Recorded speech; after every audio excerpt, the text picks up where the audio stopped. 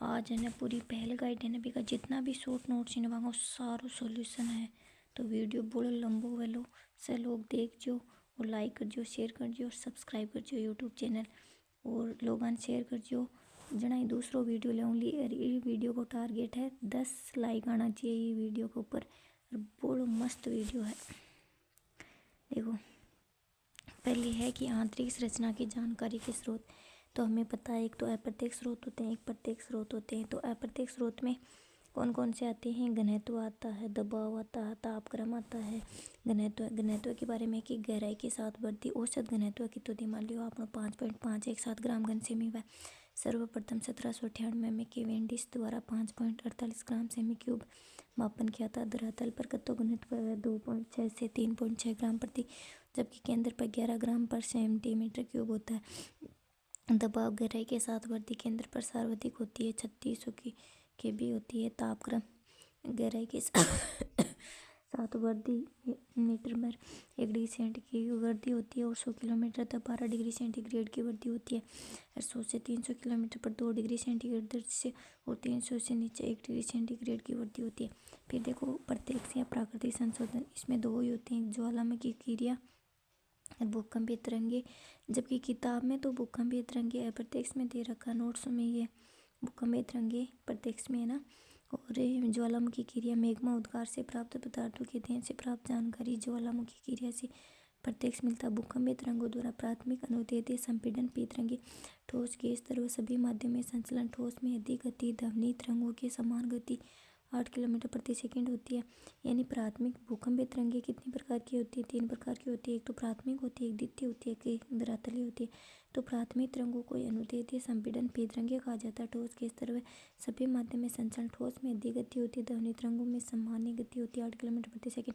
द्वितीय अनुपस्थ गौण तरंग ऐसे ऐसे तरंगे कहते हैं, ये तरल भाग में लुप्त हो जाती है। गति 4 किलोमीटर प्रति सेकंड कणों के दोलन की दिशा में होती है। और पी व वैस को सम्मिलित रूप से कायिक या बॉडी तरंग कहते हैं तथा दोनों का मार्ग अवतल होता है। जबकि एक होती है धरातलीय, लव तरंग भी कहते हैं, रेले तरंग भी कहते हैं, एल तरंग भी कहते हैं। संचलन मुख्यतः धरातल पर, मार्ग उत्तल गति 3 किलोमीटर प्रति सेकंड होता है। फिर देखो एक जेफ्रीज ने पीजी 4.5 किलोमीटर पर, एक एसजी 3.3 किलोमीटर जन पीजी पी स्टार बताई थी। एरकोनार्ड ने पी स्टार और एस स्टार बताई थी। और पी का छाया क्षेत्र पूछ लेने जना तो अपन करना 103 से 143 डिग्री के बीच में, और एस को छाया चित्र पूछ ले जाए 103 से 103 के बीच में है। रेटिन उत्पत्ति से संबंधित सिद्धांत, ये वायवे निहारिका लाप्लास ने दिया था। ग्रानो चैम्बरलिन व माल्टोन की है। ज्वारी जेम्स जीन की है। जेफ्रीज व रिटर। अगला है देखो भूकंपीय पृथ्वी की आंतरिक परतें कौन कौन सी होती हैं? तो भूकंपीय तरंगों के आधार पर देखो ऊपरी परत होती है ना, वो ग्रेनाइट की बनी होती है, उसका घनत्व होता है ना 2.7 होता है। और तरंग 5.4 किलोमीटर प्रति सेकंड से पीजी एस जी 3.3 किलोमीटर प्रति सेकंड से मध्यवर्ती बेसाल्ट से बनी होती है। घनत्व 3 होता है। मध्यवर्ती में पी स्टार और एस स्टार होती है। पी स्टार होती है 6.7 किलोमीटर से, एस स्टार होती है 3.4 किलोमीटर से। निम्नवर्ती परत होती है ड्रोनाइट प्लस पेरिडोटाइट और चट्टान से बनी होती है। फिर देखो स्थल मंडल ऊपरी ऊपर होता है, 3 मंडल होते हैं। एक स्थल मंडल होता है, एक पायरोस्फीयर, एक बेरिस्फीयर होता है। स्थल मंडल को लिथोस्फीयर कहते हैं। इसकी मोटाई लगभग 100 किलोमीटर होती है। ग्रेनाइट या सियाल की अधिकता होती है। घनत्व 3.5 ग्राम घन सेमी होता है। एक पायरोस्फीयर होता है 100 से 2880 मीटर तक होता है। बेसाल्ट चट्टानों का घनत्व 5.6 ग्राम प्रति घन सेमी। और बेरोस्फीयर यानी 2880 किलोमीटर से केंद्र तक निकेल तथा पेरस की अधिकता होती है। घनत्व 8 से 11 ग्राम घन सेमी होता है। फिर रासायनिक स्वेस ने बताया था सियाल सेमानिपी, सियाल यानी सिलिका प्लस एल्यूमिनियम होता है। 50 से 300 किलोमीटर घनत्व 2.7 ग्रेनाइट चट्टान होती है। सीमा बेसाल्ट सिलिका प्लस मैग्नीशियम की बनी होती है। 1000 से 2000 किलोमीटर तक होता है घनत्व। सीमा का 2.9 से 4.7 के तक होता है। निप्पे निकिल और फेरस का बनाता घनत्व 11 ग्राम घन सेमी होता है। बाद में विभिन्न मत, डेली के अनुसार 4 मत हैं कि स्थल मंडल होता है, दुर्बलता मंडल होता है, मध्यस्थ मंडल होता है, केंद्र मंडल होता है। जेफ्रीज का मत है कि बाह्य प्रदा चट्टान, द्वितीय परत ग्रेनाइट की बनी होती है और तृतीय डोराइट की और चतुर्थ डोनाइट और पेरिडोटाइट की। फिर भूपट्टी, परवार और क्रोड 3 परतें होती है ना। तो भूपट्टी ऊपर होती है। औसत मोटाई 33 किलोमीटर होती है। महाद्वीप में तो 40 किलोमीटर या 30 किलोमीटर से अधिक होती है। महासागर में 5 से 10 किलोमीटर होती है। ऊपरी परत ग्रेनाइट चट्टान की बनी होती है। घनत्व 2.7 होता है और ऊपरी परत को सियाल यानी सिलिकॉन और एल्यूमिनियम होता है। निचली परत बेसाल्ट चट्टान घनत्व 3 होता है, ग्राम घन सेंटीमीटर होता है और आयतन का 5%, द्रव्यमान का 2%, क्रस्ट बाद में 0.5% है और 0.2% है। बाद में आती परिवार को मेंटल कहते हैं। क्रस्ट से 2900 किलोमीटर के बीच आयतन को 83% और द्रव्यमान 68% होता है। महुआ समतलता से 200 किलोमीटर तक अर्धतरल दुर्बलता मंडल निम्न वेग होगा। 200 से 700 किलोमीटर का भाग 700 से 2900 किलोमीटर तक निचला आंतरिक मेंटल होता है। फिर क्रोड होती है 2900 से 63 से 71 किलोमीटर तक। घनत्व 5.5 से 10 तक होता है। आयतन का 16% भाग, द्रव्यमान का 32% भाग होता है। फिर क्रोड में बाह्य क्रोड 2900 से 5150 तक तरल भाग होता है और आंतरिक क्रोड में 5150 से 63 तक के ठोस भाग। घनत्व 13.5 ग्राम घन सेंटीमीटर। होम्स का मत है पपड़ी क्रस्ट दस्तर सबस्ट्रेटम वान डर ग्राट का मत। बाह्य सिलिका प्रॉपर्टी, आंतरिक सिलिका प्रॉपर्टी, मेंटल मिश्र धातु तथा सिलिका परत, धात्विक केंद्र अथवा पिंड। फिर देखो अगले शॉर्ट नोट्स हैं सेल या चट्टान के। तो सेल भूपट्टी के निर्माण में काम आने वाले सपाट पदार्थ यानी ग्रेनाइट की तरह कठोर या चिक्का की तरह मुलायम सेल कहलाते हैं। ये 3 प्रकार की होती है। एक आग्नेय सेल होती है, एक अवसादी सेल होती है, एक रूपांतरित सेल होती है। आग्नेय सेल लैटिन शब्द इग्निस अर्थ आग से है, जो कि भूगर्भ से निकलने मैग्मा के ठंडे होकर जमने से निर्मित होती है। फिर क्रस्ट का 90% भाग है जो ग्रेनाइट निर्मित है, इससे निर्मित है। प्राथमिक या मूल चट्टान कहते हैं आग्नेय चट्टान को, प्राथमिक या मूल चट्टान कहते हैं। विशेषता इनमें कठोरता पाई जाती है, परतों रहित होती है, यानी आग्नेय चट्टान कठोर होती है, परतों रहित होती है, जीवाणु रहित होती है, रेवे धात्विक खनिज मिलते हैं। आगे देखो इन सब चट्टानों के बारे में, यानी देखो उपस्थिति के आधार पर आंतरिक और बाह्य यानी पताले ग्रेनाइट और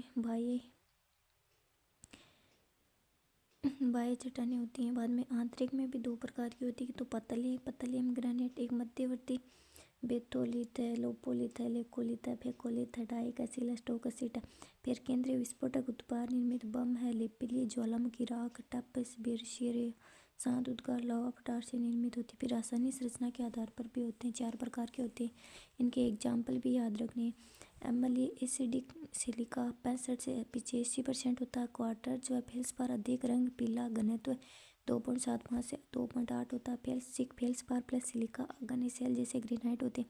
सारी बेसिक फेरो मैग्नीशियम की अधिकता सिलिका 45 से 60% होती है। मैपिक चट्टान में मैग्नीशियम और फिर जैसे गेब्रो है बेसाल्ट डोलेराइट। सारियम कौन सी हमें गेब्रो बेसाल्ट डोलेराइट, जबकि अम्लियम कौन सी ऐसे ग्रेनाइट, अम्लीय है ग्रेनाइट। मध्यवर्ती सिलिका 60 से 65% जैसे एंडोसाइट है, डायोराइट है, andesite diorite. Ultra basic silica जिसमें 45% से कम जैसे कि पेरिडोटाइट जैसे कणों के आधार पर होते हैं। फेनेरेटिक यानी बड़े कणों वाली सेल चट्टानें, फेनेरेटिक यानी बड़े कणों वाली। फेनेरेटिक में कौन कौन सी ऐसे ग्रेनाइट और डायोराइट। पेगमेटिक बहुत बड़े कणों वाले, पेगमेटेटिक ग्रेनाइट, पेगमेटेटिक डायोराइट जैसी।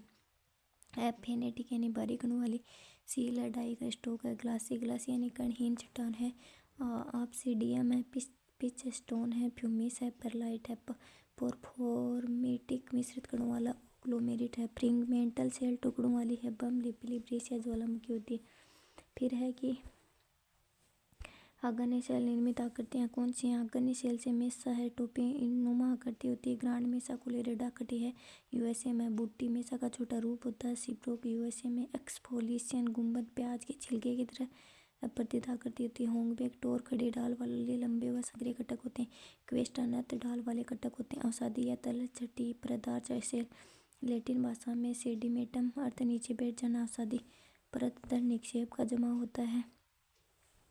अवसादी सेल में 80% सेल और 12% बलुआ पत्थर प्लस चूना पत्थर होता है। विशेषताएं परतें पाई जाती है और रेवे रहित होते हैं। जीवाश्म पाई जाती है, संध्या पाई जाती है। पक्ष या पर्दन द्वारा निर्मित समस्त भूपृष्ठ के लगभग 75 भाग पर आच्छादित है, जबकि इसका केवल भाग ही है आधार स्थल पर होगा। फिर देखो अवसादी सेल के प्रकार। तो निर्माण की प्रक्रिया के आधार पर एक तो खंडज अवसादी सेल होते हैं, एक अखंडज होते हैं। और निर्माण को संपादित करने वाले कारक। खंडज में यांत्रिक क्रिया द्वारा बालू का पत्थर, कांग्लोमेरेट, कंगन, ग्रेवल, चिक्का मिट्टी, सेल, खड़िया। और अखंडज में जैसे जैविक क्रिया द्वारा, रासायनिक तत्वों द्वारा, जैविक क्रिया द्वारा चूना प्रधान सेल है, सिलिका प्रधान सेल है, कार्बन प्रधान सेल है। ये सेल जंतुओं, अस्थिपंजर व वनस्पतियों द्वारा बनते हैं। जीविका प्रधान में चूना प्रधान है, सिलिका प्रधान है, कार्बन है। ये सेल जंतुओं के अस्थिपंजर व वनस्पतियों द्वारा बनते हैं। रासायनिक तत्वों द्वारा उदाहरण जिप्सम है, नमक है, चट्टानें हैं, सल्फेट है, यौगिक है, एनहाइड्राइड जिप्सम बहता हुआ जल चट्टानों के संपर्क में बनती है। निर्माण क्रिया को संपादित करने वाले कारक। जलीय सेल जल की भूमिका होती है। नदी क्षेत्र, झीलें, किनारे, तटीय भागों में निर्मित है। वायु द्वारा निर्मित गर्म व शुष्क प्रदेश या आंतरिक अपक्षय के कारण चट्टानों में विघटन और वियोजन के फलस्वरूप, जैसे कि लोएस मैदान, वायु द्वारा होता है। हिमानिकट हिमनद द्वारा परिवहन किए जाने वाले कंकड़, पत्थर, रेत व कंडे से ग्लेशियल ड्रिफ्ट होता है। फिर रूपांतरित कायांतरित चट्टान, ये लैटिन शब्द मेटामोर्फस से है। आग्नेय तथा अवसादी चट्टानों को ताप, ऊष्मा, दबाव, संपीड़न तथा गोलीय कारकों के रूप में परिवर्तन द्वारा निर्मित करते हैं। जैसे ग्रेनाइट को नीस ऊंचाई, ग्रेनाइट नीस, बेसाल्ट को एम्फीब्लोइड, अब्राकोसिस्ट है, बालू पत्थर को क्वार्टरजाइट, सेल को स्लेट है, गेब्रो को सर्पेंटाइन है, डोलोमाइट को चूना पत्थर है। अगला शॉर्ट नोट्स ज्वालामुखी का। अब देखो, ज्वालामुखी छिद्र, मैग्मा का बाहर आना, ज्वालामुखी शंकु। ज्वालामुखी का अंग कौन कौन सा है? एक तो ज्वालामुखी छिद्र है, ये ज्वालामुखी शंकु है, ये ज्वालामुखी प्रकोष्ठ से जुड़ा मैग्मा होता है, एक क्रेटर होता है, एक छिद्र का फैना होता है, एक काल्डेरा होता है। तो ज्वालामुखी से निस्सृत पदार्थ गैस और तरल पदार्थ लावा, अम्लीय व क्षारीय, ठोस पदार्थ में लेपेली, बम्ब्रेस या प्यूमस आ जाते हैं बड़े चट्टानों में। अब देखो ज्वालामुखी के प्रकार कौन कौन से हैं। तो ज्वालामुखी उद्गार के आधार पर, एक तो केंद्रीय उद्गार के आधार पर बताना, एक दरारी उद्गार के आधार पर बताना, एक ज्वाला उद्गार की अवधि के आधार पर बताना है। तो ज्वालामुखी केंद्रीय उद्गार के आधार पर कितने प्रकार के होते हैं? एक तो हवाई तुल्य ज्वालामुखी होता है, एक स्ट्रोम्बोली तुल्य ज्वालामुखी होता है, एक वेल्केनो तुल्य ज्वालामुखी होता है, एक पिलियन तुल्य ज्वालामुखी होता है, एक विश्वेश ज्वालामुखी होता है। तो हवाई तुल्य ज्वालामुखी पतला मैग्मा, अग्निदेवी, पीली के केस या किलविया या मोनालोवा होता है। स्ट्रोम्बोली तुल्य ज्वालामुखी और गति से विस्फोट। इटली का स्ट्रोम्बोली ज्वाला भूमध्य सागर का प्रकाश स्तंभ कहते हैं, इसको भूमध्य का प्रकाश स्तंभ कहा जाता है। वेल्केनो तुल्य ज्वालामुखी विस्फोट के साथ मैग्मा गाढ़ा फूलगोभी की संरचना जैसा होता है। इटली के लिपारी में स्थित वेल्केनो। इटली के लिपारी में स्थित पिलियन तुल्य ज्वालामुखी विस्फोट भयंकर व विनाशक मैग्मा गाढ़ा व चिपचिपा होता है। 1902 में मार्टिनिक द्वीप पर पीली ज्वाला, 1883 में सुंडा जल संधि पर क्राकोटोआ। विश्वेश ज्वालामुखी, पिलियन ज्वालामुखी वेल्केनियन ज्वालामुखी के समान है। 71 ईस्वी में पेनी द्वारा सर्वेक्षण। फिर दरारी उद्गार ज्वालामुखी दरार के रूप में, समुद्री घटक लावा के रूप में है ना। और फिर है ज्वालामुखी उद्गार की अवधि के आधार पर 3 प्रकार के होते हैं। एक तो जागृत या सक्रिय ज्वालामुखी, एक सुषुप्त ज्वालामुखी, एक निष्क्रिय ज्वालामुखी। जना देखो सक्रिय जगह भाई सक्रिय में भाई जैसे मैग्मा से निकलना, एटना का स्ट्रोम्बोली सक्रिय है। सुषुप्त ज्वालामुखी जो पहले शांत है, फिर विस्फोट के विश्वेश, क्राकोटोआ, फ्यूजियामा जैसे वह निष्क्रिय जैसे पूर्ण समाप्त हो गए। म्यांमार का पोपार, अर्जेंटीना वाला ज्वालामुखी उत्पत्ति के कारण भूगर्भ में अत्यधिक ताप का होना, कमजोर भूभाग की स्थिति, गैसों की उत्पत्ति, भूकंप, प्लेट वितरण, विनाशात्मक संरचनात्मक संरक्षण किनारे हैं। देखो परिप्रशांत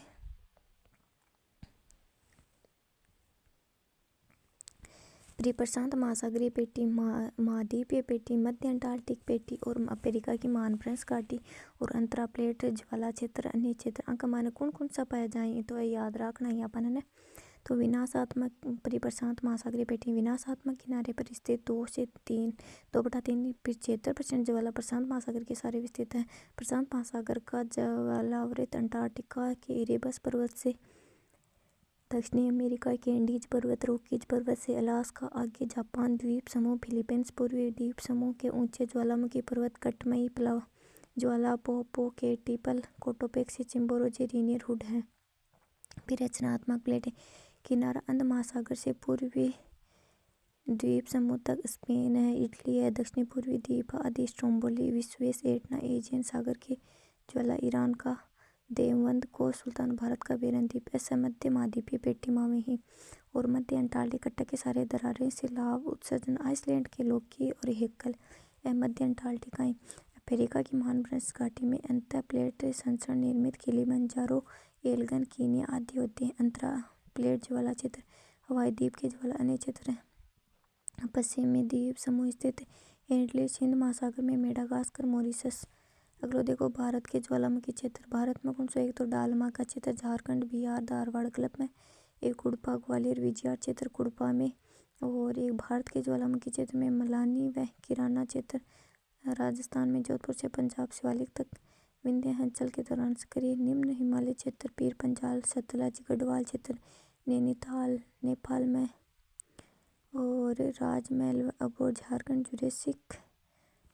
आगे देखो ज्वालामुखी से स्थलाकृतियाँ कौन सी एक तो आंतरिक स्थलाकृति होती हैं और एक बाह्य स्थलाकृति होती है। तो आंतरिक स्थलाकृति कौन सी होती हैं बेथोलित लेपोलित फेकोलित बेथोलित लेपोलित पेकोलित सील डाइक लेकोलित जैसी। बाह्य स्थलाकृति में होती है केंद्रीय उद्गार निर्मित और दरारी उद्भेदन निर्मित जहाँ केंद्रीय उद्गार से सिंडर शंकु राग धुआं व खंडित पदार्थ मेघमा नगण्य व कम ऊंचाई जोरलो सान सल्वाडोर केमेग्विन इचाल्को अम्लीय शंकु में अतः गाढ़ा व चिपचिपा मेघमा सिलिका की मात्रा अधिक तीव्र ढाल वाले शंकु स्ट्रोम्बोली शंकु रियूनियन द्वीप क्राकाटोवा स्ट्रोम्बोली।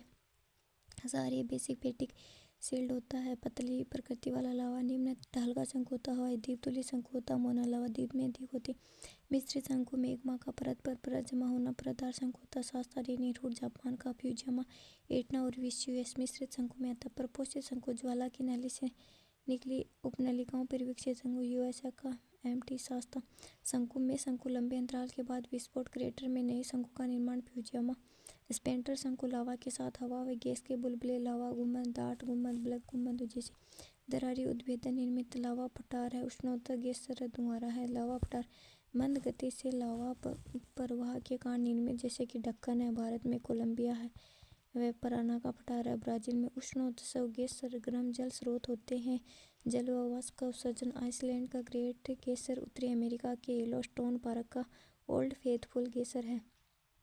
धुआंरा ऐसा क्षेत्र जिसमें वाष्प उत्सर्जित होता है CO2 SO2 H2S N2 NH3O2 जैसे गैसें उत्सर्जित है। गंध के धुआंरा स्वल्पतारा अलास्का ने कटमई ज्वाला में 10,000 सस्ता धूम्र घाटी धुआंरा ईरान का कोय सुल्तान धुआंरा न्यूजीलैंड में प्लेंटी की खाड़ी में स्थित हवाई टापू का अंधारा आदि है। अगला देखो अगला ही भूकंप का शॉर्ट नोट्स। भूकंप ग्रह में जहाँ से उत्पन्न होता है फोकस या मूल केंद्र कहते हैं। पृथ्वी पर जहाँ सर्वप्रथम प्रभाव होता है ना उसे अधिकेंद्र या एपी सेंटर कहते हैं। मतलब भूकंप जटे उत्पन्न हुआ तो फोकस या मूल केंद्र का जटे पृथ्वी पर अधिकेंद्र और एपी सेंटर कहते हैं। भूकंप का रिक्टर स्केल सिस्मोग्राफ यंत्र मापते हैं। भूकंप की उत्पत्ति के कारण पृथ्वी के आंतरिक भाग में विवर्तनिक क्रियाएं होती हैं। संकुचन सिद्धांत होता है डाना व ईडी ब्यूमांट बाह्य भाग से ऊष्मा का उत्सर्जन ताप प्रवणता के कारण संकुचन होता है। बर्सन क्रिया रीड ओक्यूसनाइड है रीड बराबर प्रत्यास्थपूर्ण संचलन सिद्धांत किसने दिया था रीड ने दिया था। चट्टानों में तनाव से बर्सन 1872 में कैलिफोर्निया 1906 में सैनी एड्रियाटिक और 1930 में समांगी के भूकंप है। ज्वालामुखी के कारण भूकंप विस्फोट के कंपन से 1883 में सुंडा जल संधि के क्राकातोवा विस्फोट के कारण भूकंप गैसों का फैलावा जलग्रहण है। भूसंतलन में अव्यवस्था अपर्दन और निक्षेपण से असंतुलन प्लेट टेक्टोनिक सिद्धांत 1962 में और 7 वलन तथा वर्षण जैसे 8 जलीय भारों जैसे। बाद में भूकंप का विश्व में वितरण प्रशांत महासागरीय पेटी विस्तार प्रशांत महासागरीय में है 63% भूकंप में घटना होती है प्रशांत महासागर में। विनाशात्मक किनारे प्लेटों की टक्कर व ज्वालामुखी क्रिया विनाशात्मक किनारे होते हैं प्लेटों की टक्कर होती है ज्वालामुखी क्रिया होती है। फिर मध्य महाद्वीपीय आदि 33 सागर पेटी 21% भूकंप में घटना अंटार्कटिक से भूमध्य सागर इराक ईरान पाकिस्तान म्यांमार तक विनाशात्मक किनारे होते हैं। मध्य महाद्वीपीय पेटी में 21% वह अंटार्कटिक से और इराक ईरान पाकिस्तान म्यांमार तक वह है। बाद में मध्य अंटार्कटिक पेटी तो मध्य महासागरीय मध्य अंटार्कटिक तक के सारे विस्तृत भूमध्य रेखा से अधिक संवेदनशील है। 4 अन्य क्षेत्र अफ्रीका का भ्रंश घाटी उत्तरी अमेरिका में सैनी एड्रियाटिक भ्रंश अदन की खाड़ी क्षेत्र में हिंद महासागरीय क्षेत्र।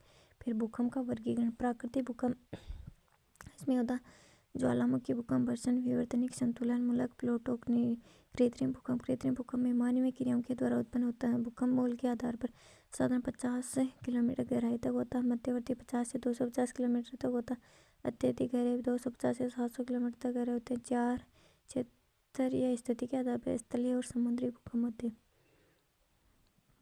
भारत में भूकंप हिमालय क्षेत्र में अवलित पर्वत होने से भीषण भूकंप आते हैं। समझौता हिमालय क्षेत्र में बाद में उत्तरी मैदान गहराई पर 4 भ्रंशों की स्थिति। प्रायद्वीपीय भारत में कच्छ में आया था 1956 में, कोयना में आया था 1967 में, कच्छ में 1956, कोयना में 1967, लातूर में 1993, भुज में 2001 आदि आता। भूकंप मापी सिस्मोग्राफ, रिक्टर स्केल, मर्करी और रोसिफेरल स्केल है। भूकंप तरंगे पी तरंगे तीनों माध्यमों में, एस तरंगे केवल ठोस में, एल तरंगे सर्वाधिक नाशकारी होती, पी जी और एस डी तरंग तथा पी स्टार एस स्टार तरंग। भूकंप की भविष्यवाणी। पी तरंग वेग, भूमि उत्थान, रेडॉन गैस निकलना, पशुओं के आचरण से भूकंप का पूर्व अभ्यास हो जाता है।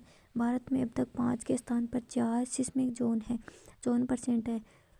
जोन 2 कम तीव्रता वाला 6 या कम, जोन 3 मध्यम तीव्रता 7, जोन 4 और जोन 5 हो जाएगा। फिर अगला है प्लेट विवर्तनिक। पृथ्वी पर जलमंडल 36.106 करोड़ वर्ग किलोमीटर है व स्थल मंडल 14.889 करोड़ वर्ग किलोमीटर है ना। मतलब पृथ्वी के ऊपर जलमंडल तो है 70.8% UGC और स्थल मंडल 29.2 UGC। और प्राथमिक उच्चावच महाद्वीप और महासागर हुए हैं। प्राथमिक उच्चावच हुए हैं महाद्वीप और महासागर की उत्पत्ति के महत्वपूर्ण सिद्धांत। वायव्य कुंडलाकार निहारिका परिकल्पना संकुचन आधारित है। लेपवर्थ व लेव की परिकल्पना वलन की क्रिया आधारित है। पेंटागोनल परिकल्पना ज्यामिति आधारित है। और चतुष्फलक की परिकल्पना ओ कृष्ण आइडियोलोथियन ग्रीन ने दिया था। संकुचन के कारण चतुष्फलक के रूप में बदला। महाद्वीपीय विस्थापन परिकल्पना याद रखना है एबी टेलर की। स्थल विस्थापन आधारित महाद्वीपीय विस्थापन सिद्धांत परिकल्पना तो है एबी टेलर की और महाद्वीपीय विस्थापन सिद्धांत अल्बर्ट वेगनर को 1912 में गुरुत्व बल, परिवर्तनशीलता व ज्वारीय बल के कारण विस्थापन। प्लेट विवर्तनिक सिद्धांत। प्लेट विवर्तनिक सिद्धांत यह सिद्धांत 1962 में हिरियस द्वारा दिया गया था। प्लेट विवर्तनिक सिद्धांत को 1962 में हिरियस ने दिया था और साथ में स्टालर, मॉर्गन, मैकेंजी, पार्कर था। वो क्वेश्चन पूछो ये हमारा इसमें मॉर्गन, मैकेंजी, पार्कर को संबंध क्यों है प्लेट विवर्तनिक। इस सिद्धांत के अनुसार भूपटपट्टी विखंडित अवस्था में जिसे प्लेट कहते हैं। मॉर्गन व ली पाई-चून ने टेक्टोनिक शब्द का प्रयोग किया था। महाद्वीपीय प्लेट मोटी हल्की ग्रेनाइट चट्टान वाली होती है कि महासागरीय प्लेट कम। महाद्वीपीय प्लेट तो मोटी है जबकि महासागरीय प्लेट कम मोटी होती है, बेसाल चट्टान से होती। महाद्वीप होने बाद तो ग्रेनाइट है, महासागर होने वो बेसाल्ट में। अभी तक 27 प्लेटों का ज्ञान हो चुका जिसमें से 7 तो बड़ी हैं 20 छोटी हैं। कितनी प्लेटें ज्ञात होगा 27। बड़ी प्लेट कौन कौन सी हैं? एक तो इंडो ऑस्ट्रेलियन है, यूरेशियन है, अधिकांशतः महाद्वीपीय प्लेट हैं, अफ्रीकन, उत्तरी अमेरिका, दक्षिणी अमेरिका, प्रशांत सबसे बड़ी व पूर्णतः महासागरीय प्लेट है अंटार्कटिका। प्लेटों के प्रकार महासागरीय यानी बेसाल चट्टान से निर्मित प्रशांत प्लेट है। महाद्वीपीय प्लेट यानी आग्नेय चट्टान से निर्मित यूरेशियन प्लेट है।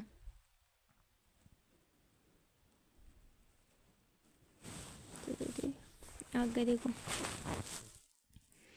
महाद्वीपीय और महासागरीय प्लेट यानी इंडो ऑस्ट्रेलियन प्लेट है ना, अपली प्लेट है ना, अपा इंडो ऑस्ट्रेलियन जबकि महाद्वीप और महासागरीय प्लेट है। प्लेटों में गति रेडियो सक्रिय पदार्थ संवहन तरंग द्वारा गैस या वाष्प गुरुत्वाकर्षण और पृष्ठीय तनाव बल के कारण होती है। 3 प्रकार का निर्माण होता है। एक तो विनाशात्मक अभिसारी प्लेट किनारा टकराने वाले दोनों प्लेट महाद्वीपीय हो तो वलित पर्वतों का निर्माण होता है।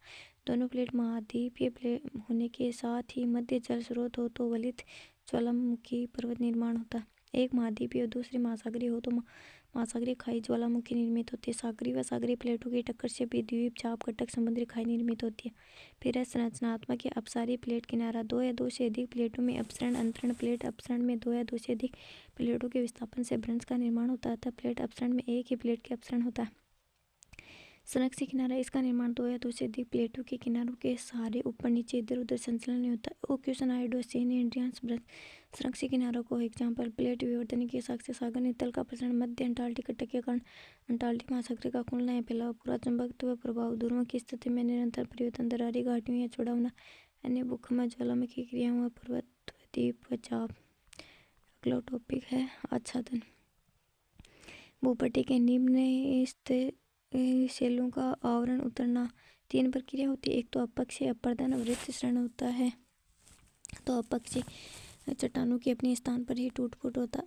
अपक्षयन के प्रकार होते हैं, एक तो भौमिक होता है, एक रासायनिक, एक जैविक होता है। क्वेश्चन पूछे ढाई। भौमिक को मतलब ताप के कारण विघटन, बड़े बड़े टुकड़ों का टूटना। स्केलिंग भीगने व सूखने के कारण टूटना। मतलब स्केलिंग के संबंधित तो भौतिक हो, तुषारी के संबंधित तो भौतिक हो। तुषारी से दरार में पानी जमने व पिघलने से टूटना। दो माचना, ऊपरी दाब बढ़ने से, अपसंलग्न, गर्म ठंडे होने से छिलकों की तरह टूटना। वर्षा जल के कारण होती है। फिर रासायनिक, ऑक्सीकरण जल में O2 के घुलने से जंग लगना। कार्बोनेशन यानी जल में CO2 के घुलने से चूना युक्त शिलों का तेजी से घुलना।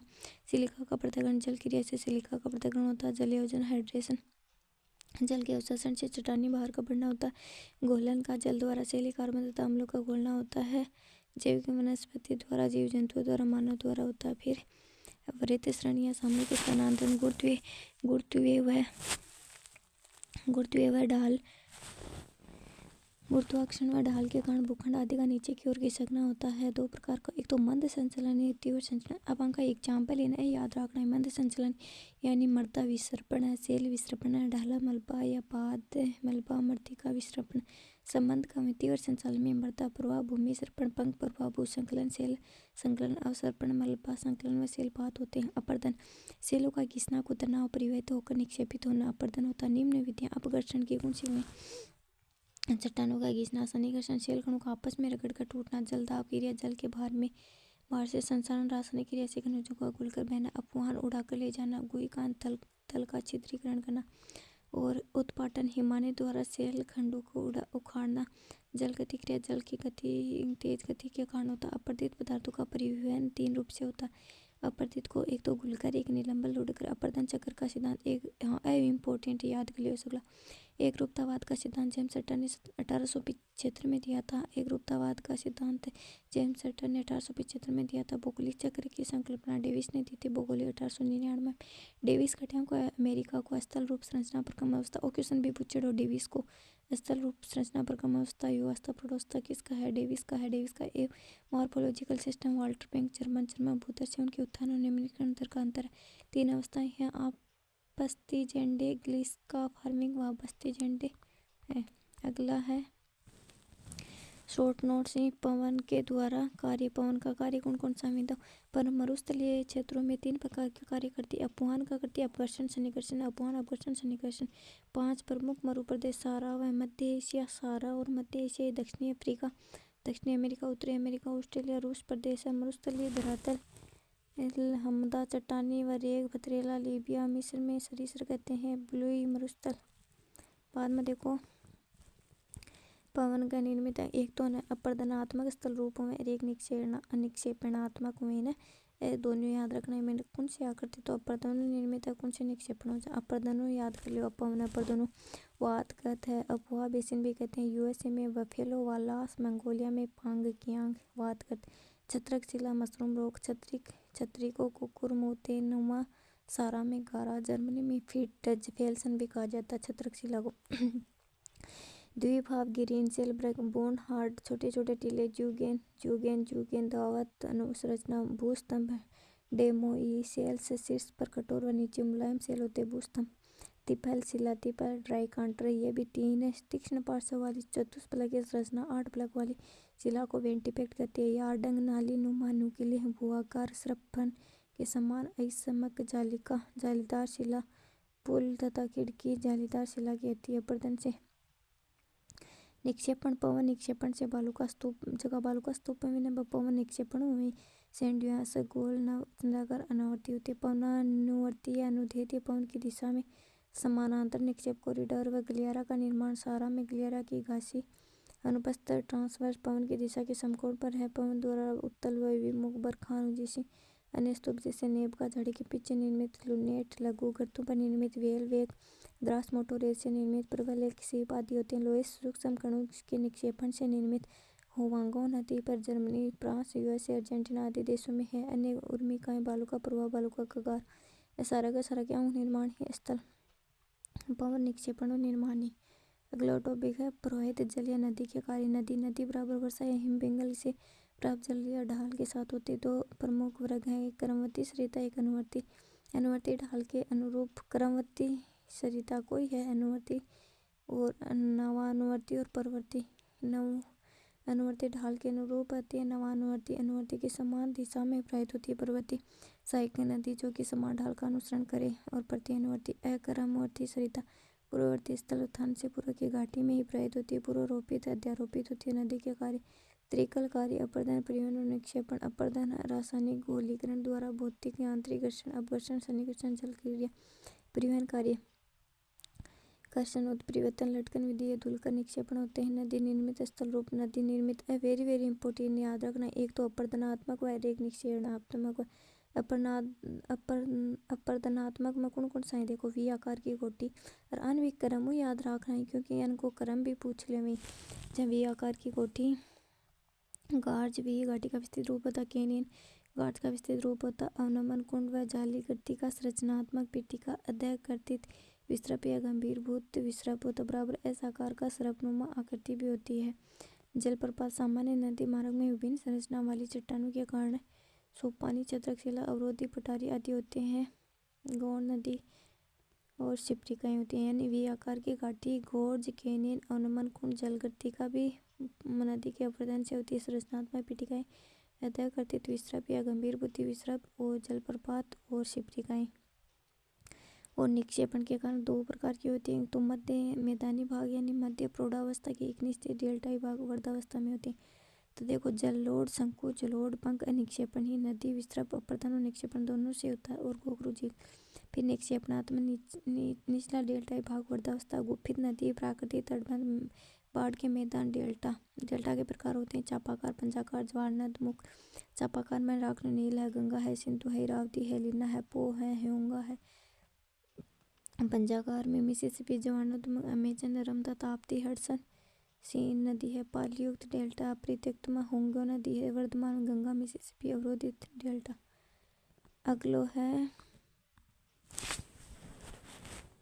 हिमानी। हिमानी का कौन कौन सा है देखो हिमानी यानी हिम का गुरुत्व बल व भार के प्रभाव से ढाल के सारे मंद गति के स्थानांतरण से। हिमरेखा हिम क्षेत्र की वह सीमा जिसके नीचे हिम जल में बदल जाता है उसकी ऊंचाई भूमध्य रेखा 5600 से 6000 मीटर इससे ध्रुवों की ओर घटती जाती है।